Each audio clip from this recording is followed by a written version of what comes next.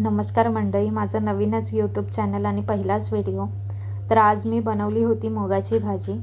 मूग मी ऑलरेडी शिजवून घेतले होते. तर आता मी फोडणी देते आहे. एका भांड्यामध्ये तेल गरम करून घेतलं होतं. त्याच्यामध्ये जिरे, मोहरी, कढीपत्ता आणि कांदा असं सर्व साहित्य फोडणीला टाकून ते चांगलं तेलामध्ये भाजून घेतलं. आणि त्याच्यानंतर आपले जे नेहमीचे मसाले, गरम मसाला, थोडंसं लाल तिखट, अजून थोडंसं लाल तिखट असं टाकून तेही तेलामध्ये परतवून घेतलं. त्याच्यानंतर जे मूग शिजवून घेतले होते तेही मी त्याच्यामध्ये ॲड केले आणि चांगले परतवून घेतले.